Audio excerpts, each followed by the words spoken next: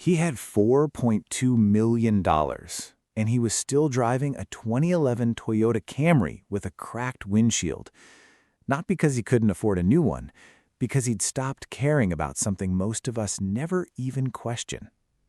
By the end of this video, you'll know all 15 things, and one of them is probably costing you 6 figures right now without you even noticing. It's 6:47 a.m. A man named Daniel stands in a gas station parking lot in a mid-sized city, the kind of place with a Waffle House and a highway on-ramp. He's wearing a faded windbreaker, jeans, shoes that seen better years. He pumps regular unleaded into that same old Camry. A younger guy pulls up next to him in a leased BMW, chrome wheels, fresh detail job. The younger guy glances over, smirks just slightly. He has no idea.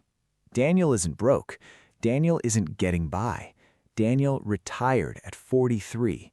He built a logistics company, sold it for just under $4 million, and now spends his mornings reading, not scrolling, with his coffee.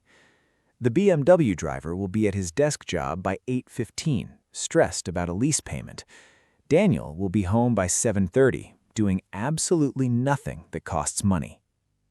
This is the moment we need to sit with, because wealth, real wealth, almost never looks like what we've been trained to expect. My name is Wes, and for the last few years, I've been studying people like Daniel, quietly wealthy people who never look the part. Not the influencers flexing rented Lamborghinis, not the finance guru selling you a course. Real people, real net worth, zero interest in showing it. And what I found, digging through the research and talking to people who actually got there, is that their wealth wasn't built by what they did, it was built by what they stopped doing. Today, we're breaking down 15 specific things quiet millionaires let go of, the habits, the mindsets, the tiny daily decisions, and exactly what replaced them. Some of these will feel obvious. A few of them are going to sting a little. If you want more breakdowns like this, real behavioral finance, no hype, no get-rich-quick nonsense, consider subscribing. It genuinely helps this channel keep going, and it means you won't miss the next one. Now, let's get into it. Thing number 1, what their car says about them. Research on America's self-made millionaires has found something almost nobody expects. Surveys consistently show Toyota among the most commonly owned vehicle brands, with many paying well under luxury car prices for their most recent purchase. Not Mercedes, not Tesla, Toyota. Here's the psychological trap hiding underneath this. It's called the status treadmill. You buy the nicer car, it feels amazing for about 3 weeks. Then your brain recalibrates, the new normal sets in, and you need the next nicer thing just to feel that same spark again. Researchers call this hedonic adaptation. Your happiness snaps back to baseline no matter what you buy, like a rubber band.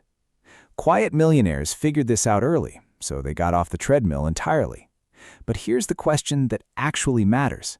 If the new car doesn't make you happier, what does it actually buy you? Keep that in your head because the answer shows up again in about 90 seconds, and it's going to reframe everything else on this list. Thing number 2, impressing people they don't even like. Here's a quiet, brutal fact. Most of the people you're trying to impress with money, they're doing the exact same thing to you. It's a room full of people performing wealth for an audience that's too busy performing back to actually notice. Quiet millionaires stop performing, and something strange happens when you stop. You save an enormous amount of money you didn't even realize you were spending. How much exactly? Enough to retire years earlier, and we're about to prove it with one person's actual Tuesday. Let's meet someone else. Call her Priya. Priya makes $71,000 a year. Marketing coordinator. Nice apartment, not fancy. She doesn't think of herself as a big spender. But here's her actual Tuesday. A $6.50 latte on the way to work. Lunch delivery, $14, because meal prepping felt like too much effort this week. A $12.99 subscription she forgot she had. An impulse $22 add to cart at checkout, because it was already in the bag. None of these decisions felt big. That's the entire trap. Here's a fact that should stop you cold. The average American now spends over $3,000 a year on food delivery and takeout combined, money that vanishes so quietly most people couldn't tell you the real number if you ask them right now. So, could you? Could you name your number without checking an app? Most people can't. And that gap between what I think I spend and what I actually spend is exactly where quiet millionaires started paying attention. Thing number 3, they stopped tracking every small purchase because they built a system that makes tracking unnecessary. This sounds backwards. Stay with it. Quiet millionaires aren't obsessively logging every coffee in a spreadsheet. That's actually a beginner's habit, useful for building awareness, but exhausting to sustain forever. Instead, they automate the boring decisions once and stop thinking about them completely. Here's the math that explains why this matters so much. Priya's daily invisible spending, the latte, the extra delivery fees, the forgotten subscriptions, adds up to roughly $18 a day.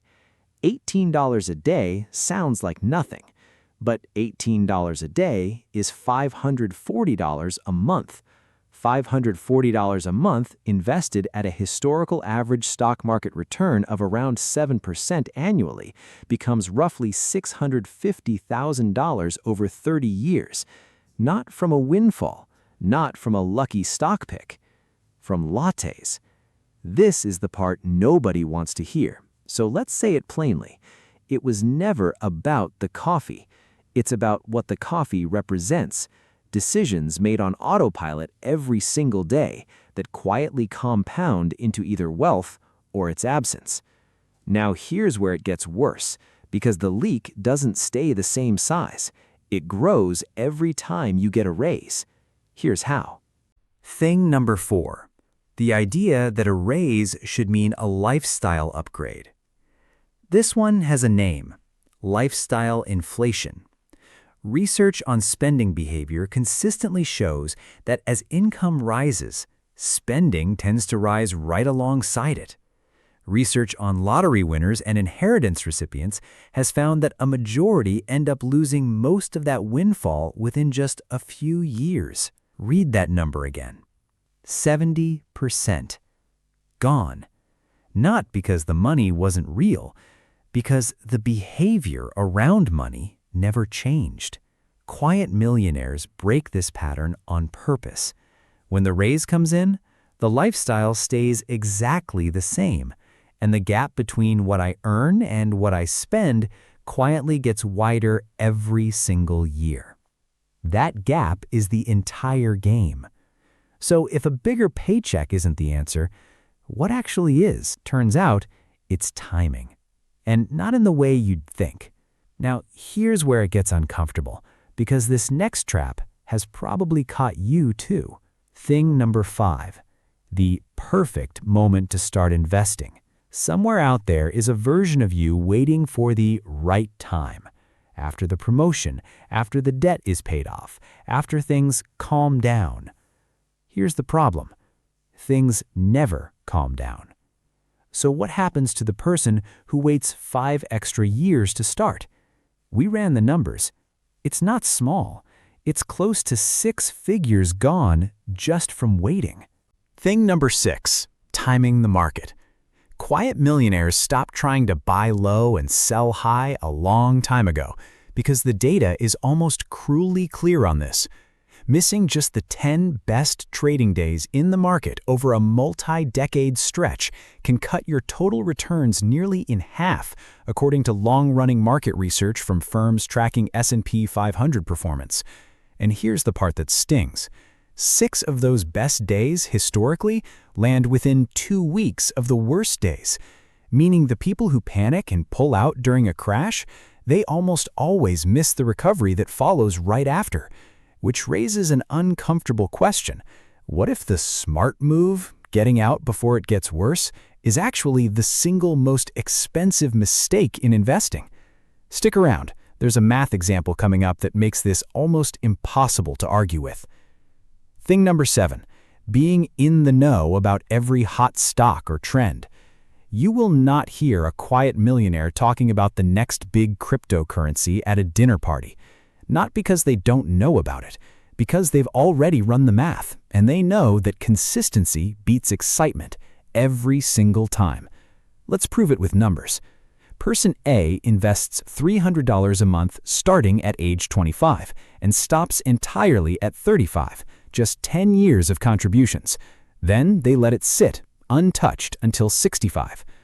Person B waits until 35 to start, then invests that same $300 a month every single month for 30 years straight, 3 times as long.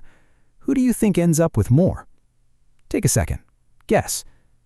At a 7% average return, person A ends up with more money than person B. Less money invested, more time in the market, a bigger result. This is called the compound interest force, and it is arguably the single most underestimated force in personal finance. Quiet millionaires didn't get rich by being smarter than everyone else. They got rich by starting earlier and getting out of their own way.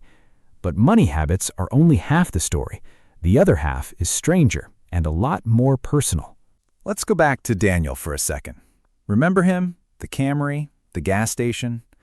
Someone once asked him what changed after he sold his company. His answer wasn't about money at all. So what was it? Thing number 8. Being right in arguments about money. Quiet millionaires stop needing to win financial debates. They don't argue about whether real estate or index funds are better. They pick a sound strategy, they stay boring, and they let the compounding do the talking. Thing number 9. Checking their portfolio every day. Daily portfolio checking has actually been studied. It's linked to something researchers call myopic loss aversion. The more often you check your investments, the more short-term drops you see, and the more likely you are to panic and make an emotional decision that costs you long-term. Quiet millionaires check in quarterly, sometimes less, not because they don't care, because they care enough to protect themselves from their own anxiety. Quick gut check. How many times did you check a balance or a price today? If the honest answer is a lot, that habit might be quietly costing you more than any bad investment ever could.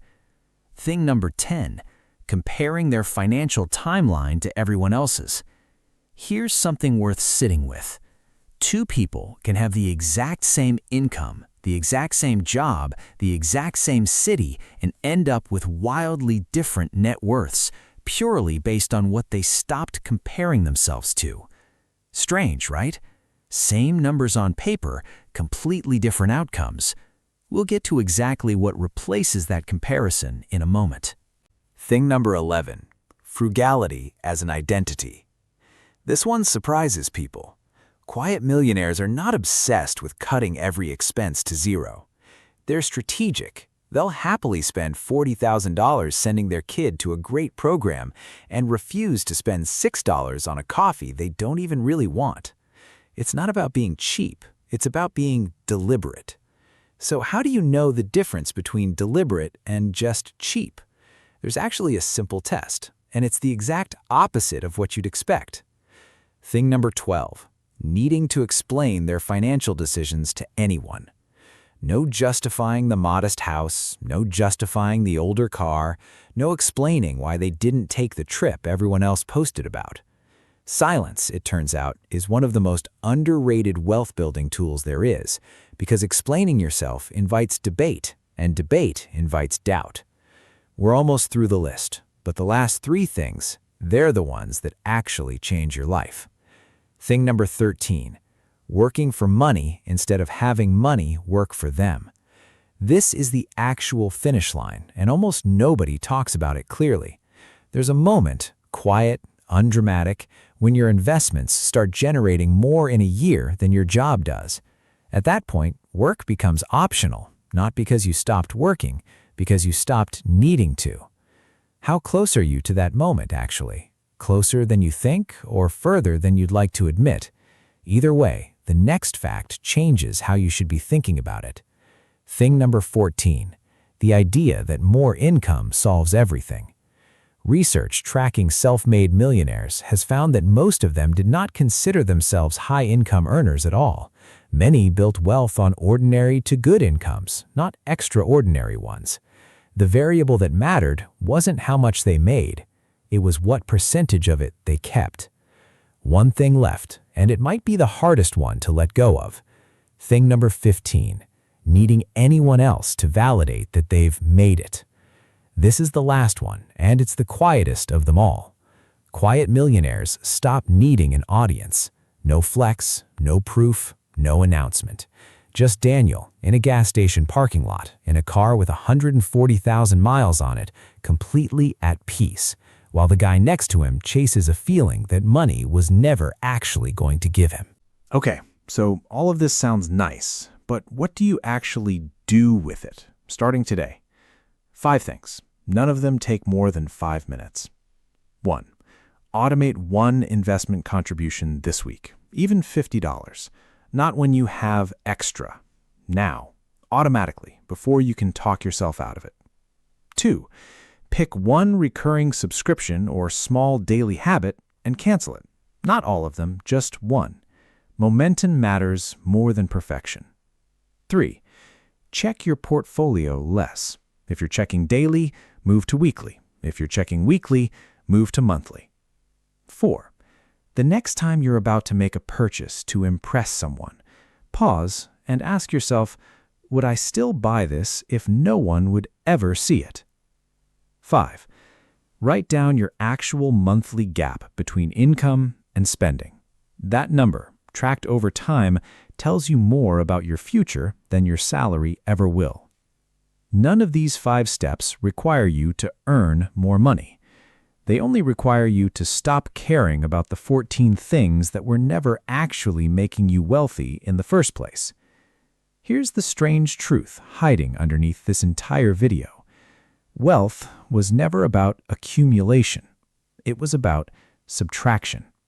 Every quiet millionaire we've talked about today didn't get rich by adding more hustle, more stress, more stuff, more noise.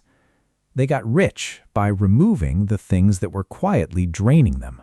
The comparisons, the performances, the need to be seen, the tiny leaks disguised as small purchases.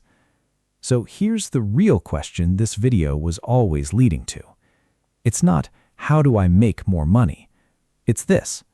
What are you still holding on to right now today that a quiet millionaire let go of years ago? Because somewhere between that answer and the next decision you make with your next dollar, that's where it actually starts.